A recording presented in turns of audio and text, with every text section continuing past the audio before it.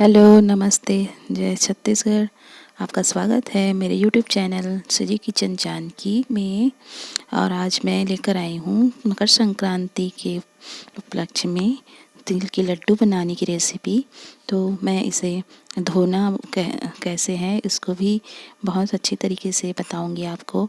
और मैंने ली है आधा किलो की तिल। देखिए, वज़न भी मैं आपको बता देती हूँ, क्योंकि मुझे भी इसका वज़न देखना था कि इसे आधा किलो है कि नहीं। 500 ग्राम कह के, तो ये नेट 500 ग्राम थी। और ये तिल बहुत अच्छी है दिखने में, लेकिन इसको हमें धोना भी पड़ता है अच्छी तरह से, क्योंकि ये दिखते तो अच्छे हैं लेकिन छोटे छोटे कंकड़ रहते हैं जो पता नहीं चलता है। तो चलिए इसको धो लेते हैं अच्छी तरह से। और इसको कैसे किस तरीके से धोई जाती है, जो नहीं जानते हैं उनके लिए बहुत ही यूज़फुल रहेगी। इसीलिए इसको मैं बहुत अच्छी तरह से धोना बता रही हूँ। तो प्लीज़ मेरी वीडियो को अच्छी तरह से देखिएगा पूरी ध्यान से, और पूरी वीडियो को देखिएगा, स्किप मत कीजिएगा। तो चलिए इसको धोते हैं। तो मैंने इसमें पानी डाल लिए हैं, एक भगोने में तिल को डालकर उसमें पानी डाल लिए हैं, और एक छन्नी रख ली है एक बर्तन के ऊपर, उसी में इसको धीरे धीरे करके तिल को डालते जा रही हूँ धोते धोते। और बार बार पानी को उसमें ट्रांसफ़र करते जा रही हूँ, जो जिसमें तिल को डुबाए हुए हैं। फिर उसी को पानी को छान कर फिर उसी बर्तन में दोबारा दूसरे में डालते जा रही हूँ। इसी तरह इसे धीरे धीरे डालते जाएंगे और कुछ तिल नीचे जाते जाएंगे और कंकड़ पीछे रुकते जाएंगे। तो इसी तरह प्रोसेस में इसको करते जाऊँगी, ताकि पूरे लास्ट तक ये तिल पूरे जाली में आ जाए और हमारे कंकड़ लास्ट में रुक जाए। तो देखिए इसी प्रोसेस से करनी है, और ये एक बार भी कर सकते हैं आप। और अगर तिल बहुत ख़राब हो तो फिर आप इसे 2 बार या 3 बार भी छान सकते हैं। तो मैं इसी प्रोसेस से ये 2 बार की हूँ। और इसको अच्छी तरह धो लेने के बाद इस तिल को धूप में सुखा दी हूँ। तो देखिए अब लास्ट आ गई है हमारी तिल धोने को। देखिए कंकड़ दिखाई दे रहे हैं थोड़ा थोड़ा, तो मैं इसे अच्छी तरह धो लेती हूँ बारीक एकदम देखते हुए, ताकि एक भी कंकड़ ना जाए। क्योंकि अगर एक भी कंकड़ हमारे तिल में चले गए तो फिर अगर ये लड्डू बन जाएगी, उसमें खाने में फिर आ जाएगी तो बहुत ख़राब लगते हैं। इसलिए इसे बहुत सावधानी से अच्छी तरह करनी है सफाई।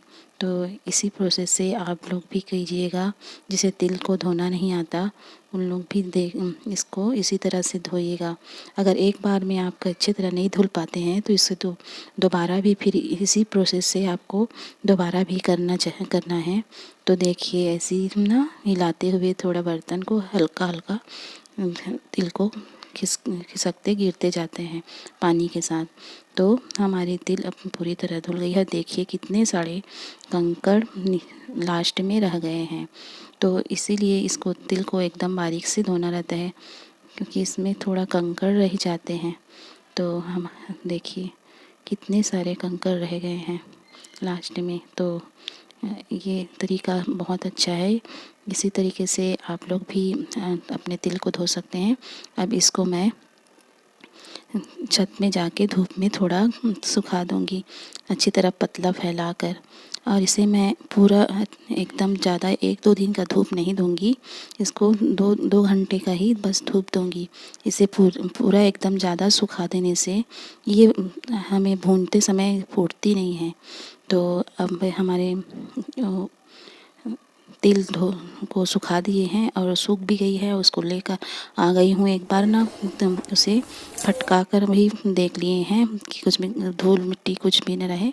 फिर उसके बाद सफाई से इसे हम बनाएंगे। तो मैं एक गैस चालू करके एक कढ़ाई चढ़ा दी हूँ। उसमें मैं मूंगफली को कम से कम इसकी 250 ग्राम मूंगफली है, इसको अच्छी तरह भून लूँगी।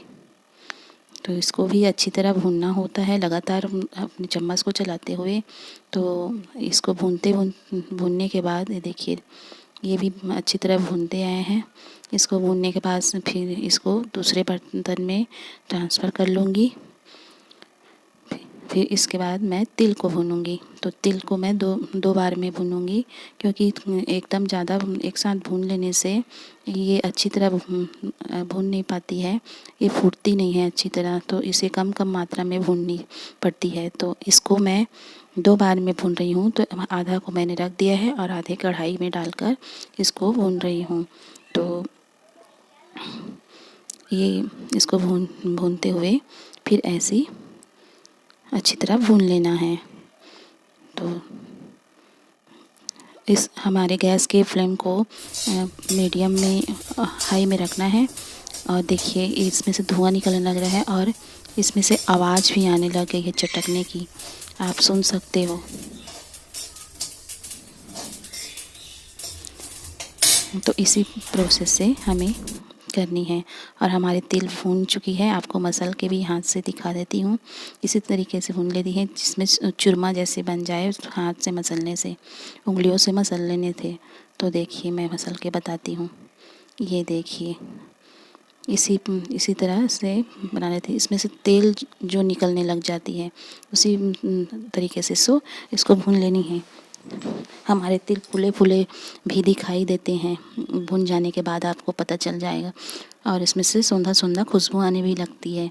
तो इसके बाद हम गुड़ का पाक देंगे। तो इसके लिए मैं कढ़ाई में फिर से उसी कढ़ाई में मैंने आधा कटोरी पानी डाल दिए हैं, ज़्यादा नहीं डालना है। और मैंने आधा किलो गुड़ लिए हैं, आधा किलो तिल के लिए।